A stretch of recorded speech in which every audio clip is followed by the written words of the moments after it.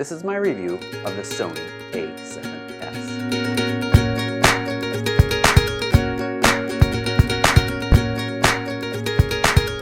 Now, in a lot of respects, writing the bottom line, the final thoughts for this video review are very similar to the thoughts and review that I had in the A7R. Not because these two cameras are offering the same thing. They're very different. 36 megapixels on Sony A7R, 12 megapixels on the Sony A7S. But because they both are very niche marketed, targeted cameras. The Sony A7R has no parallel in that high megapixel, amazing dynamic range in a portable package camera. There's just nothing else out there. Likewise, the Sony A7S has no parallel in that amazing high ISO, also good dynamic range, portable, lightweight video package. You can certainly shoot stills with that, and we'll talk about it. We'll go into that in a little bit more depth, but what I'd like to do first is just go through some pros and cons. Now, I just mentioned it in the opening, the fact that this 12 megapixel sensor can shoot all the way up to 409,000 ISO. That is amazing, huge, groundbreaking. Now, do we all need that? No. Is it usable up to 409,000? Well, usable, probably not. I've found that usable tops out around 12,800, but still, very, very good low light capabilities, and we'll look at some comparison shots against the 5D Mark III and the Sony A7R as well. The Sony A7R doesn't do terrible in low light, but certainly nothing as groundbreaking as the Sony A7S. At that 12,800 ISO, I was able to shoot stars in the sky, video of stars in the sky using this camera.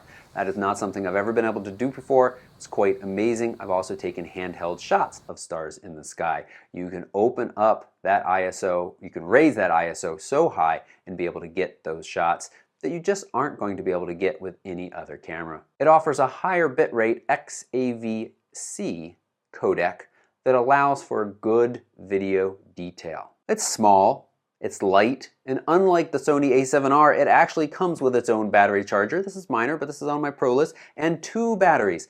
But, you know, that is a clue, or should be a clue to you, that if they're including 2 batteries along with the camera, they are recognizing that battery life isn't great, and I have found that to be true, especially when shooting video. These little cameras and these little batteries are just eaten alive. One of my complaints about the Sony A7R was the sound of the shutter. It was quite noisy, and that might even be an understatement. It was loud. The Sony A7 is a little bit more in the realm of normal, but neither of them have a silent shooting option. The A7S has added a silent shooting option that is impressively quiet, and you can actually even make completely silent. I'll show you what I mean. In the menu system, you have the option of turning on silent shooting, and when that is on, you can hear that it's quite quiet. I'm not sure if the microphone is actually able to pick this up, but I said silent, so quiet and silent aren't quite the same thing. Right now I'm shooting with a Sigma 50 f1.4 using the Metabones adapter. We'll talk more about that in a second. At f9, and if you change that to f1.4, the maximum aperture for this lens, and shoot, I'm taking pictures right now. Every time I press, there is a picture being taken. There is absolutely no sound. That little bit of noise we heard a second ago is simply the aperture blades closing down to the required aperture for the picture and then opening back up. If you shoot at your maximum aperture for the lens you're using, it is completely silent. And that's a neat feature that this camera offers.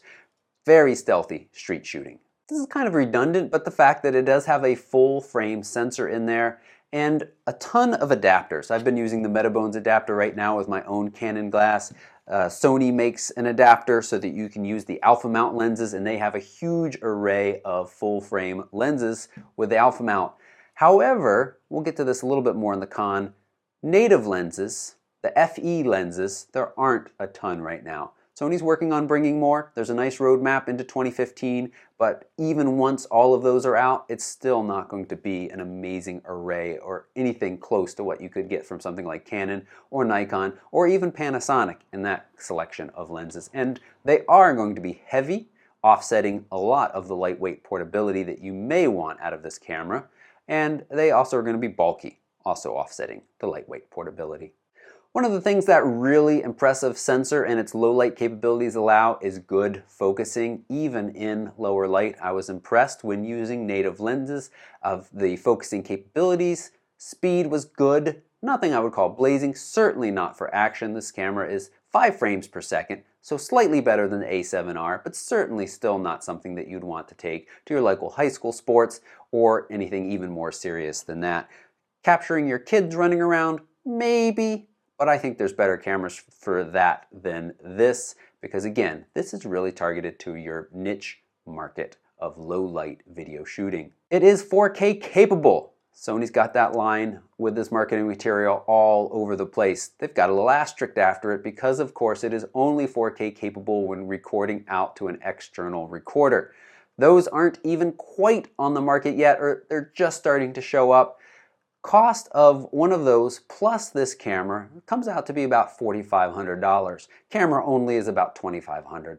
So that is a significant increase in the cost of the camera. And if you're interested, if 4K has you interested for many different reasons, then you are probably looking at the GH4 as well, which is 4K internally capable, which means that you don't need any external recorders. You can just simply select that and be recording 4K within the camera.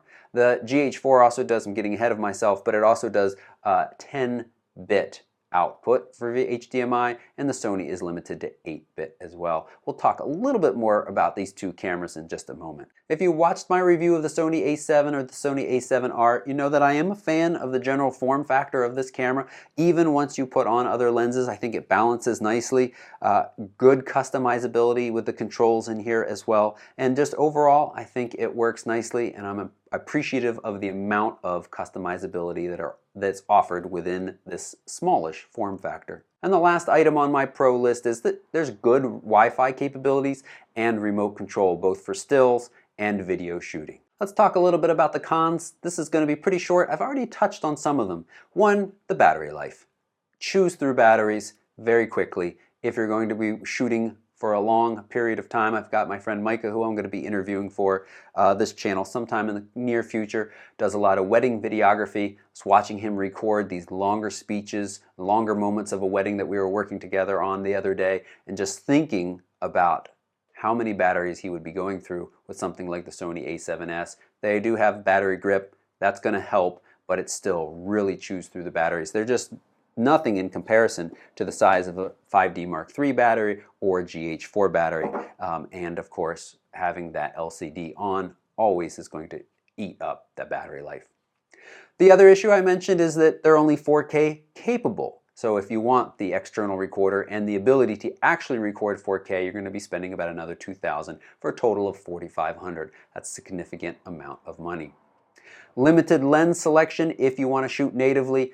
You know, I think that is much of a less issue here with the Sony A7s because for video work, which this camera again is targeted at, you're going to be manually focusing, so you don't necessarily care that adapters are going to give you slower focus. There is no quality loss when you're using something like the Metabones adapter here. This is not the speed booster because we're using this on a full frame. You can, of course, put a speed booster on here and then shoot in crop mode, but that is kind of like making that's like going around one of those teacups and never getting off at any exit. Doesn't make any sense. That's not what teacups are for. You'd get dizzy. So that's an issue, but you still have the option of a lot of different lenses through these adapters. And finally, the fact that it is a 12 megapixel sensor. Now, I actually skipped the kind of important pro is that sensor so nicely works with full line reading for the video that's coming out of this camera. But the downside is it's only 12 megapixels. It doesn't leave you much room to crop. You're really going to work at getting your shots right straight out of camera if you're using this for photo. If you're using it for video, of course, internally you're limited to 1080, and you're also going to want to carefully compose your video. You don't have any room for enlarging. So let's take just a moment and compare.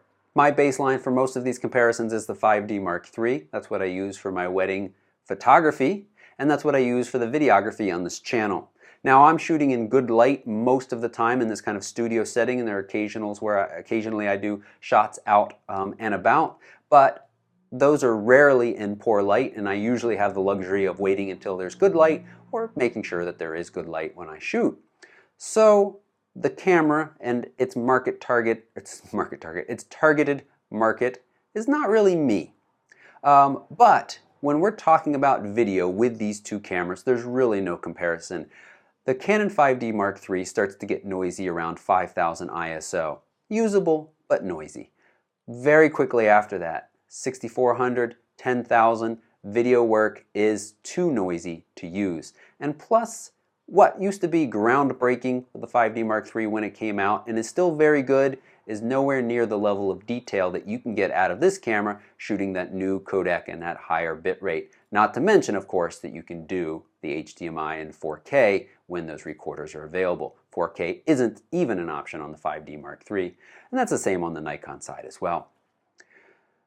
The other camera that this is being compared to often, and every time it is, I see comments of, why are you comparing these two such different cameras? That is the Panasonic GH4 and the Sony A7s. On one hand, we've got the little micro four thirds sensor. On the other, we have a big old full frame sensor.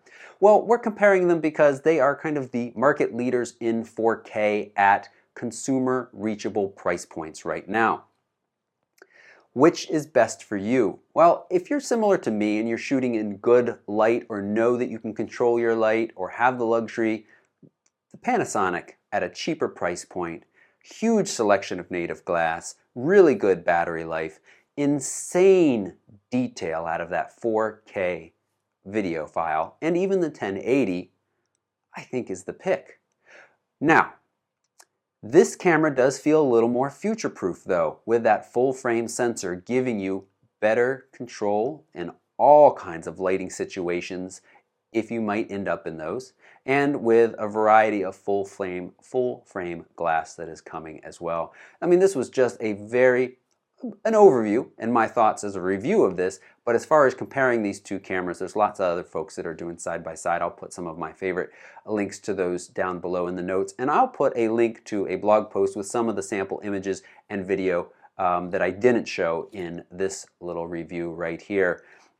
You know, it's very hard to compare in some respects such a small sensor with such a large sensor, but on the other hand, there is a lot of really awesomeness in that Panasonic GH4 at a price to love. And in some respects, the Sony is a little late to the game with their external recorder only. And it'll be interesting to see if there is a new Sony A7 body or a 8 body in the future that is going to offer internal video recording. Let's take a look at some samples now. This is shooting with that higher end codec, but not 4K. This is just internal 1080, ISO 2000. You can see at this level that there's a definite difference. When we zoom into 200% though, you can really see there was that little hair there that wasn't intentional, but it really acts as a good marker for the sharpness differences between these two cameras, especially at the higher ISOs. Look how much cleaner that Sony A7 is at ISO 2000 and on up above that. Now let's head outside, and we've got the A7R here as well. These are all shooting identical settings using a Sigma 50mm lens. Right now we're at ISO 3200. And you can see that already the 5D Mark III is showing some noise and some color. It's just not quite as clear. This is not at the highest end codec for the A7s. This is just your standard MP4 file. I didn't have a fast enough card yet to test at the time. ISO 12800. I left the 5D Mark III out of this test. I'm actually not sure why, but it's very noisy. We'll bring it back in a second at a higher ISO, and you can really see that it's just not worth using. You can also see here the clear difference between the A7R and the A7s. That A7s just remains crisp and clear at those really high ISOs. Here we are again. A7s is the clear winner. Now, one of the things that is interesting that the Sony cameras allow is a really slow shutter speed. You can have this set up automatically when it needs more light to slow the shutter speed down in video, or you can of course do it in manual exposure mode. The Canon will not let you go below 1/30th of a second depending on what frame rate you're shooting at, but with the Sonys you can actually go all the way down to 1/4 of a second. This is not always going to be appropriate or useful for some filming. You can see that the waves in the water start to get this kind of slow motion effect. You're basically shooting a fast time lapse here as it drops frames out or it just doesn't record when you're recording at a quarter of a second. But look how much light you can let in down there. So again, that can work for some settings. In the 5D Mark III, you were limited to 1/30th of a second. So ISO 4000 now on the two Sony cameras, and the 5D Mark III is much higher. What a blast to shoot stars with. I mean, this camera is just a lot of fun because it's very easy to very quickly get enough light. And as I mentioned, I even did some focus peaking on the stars. And then this shot right here is just 12,800 in a dark corner of the house, and very easily, without any noise adjustment or reduction, looks quite good. Let's go back for some final thoughts. These are my thoughts and reviews of the Sony A7s. I have a review up of the Sony A7R and the A7 as well. If you have any questions about these cameras, just leave a comment down below. I'd be happy to answer them. Or come on over to Facebook and join the conversation there. We've got a great group of folks asking questions, answering, and I post all kinds of tips, tricks, and deals from time to time, not just videos like this. And if you found this review helpful, take a moment to hit the subscribe button. And if you're considering buying this camera, use my links to B&H right down below. They are my source and my choice for all of my photography gear. Thanks so much for watching.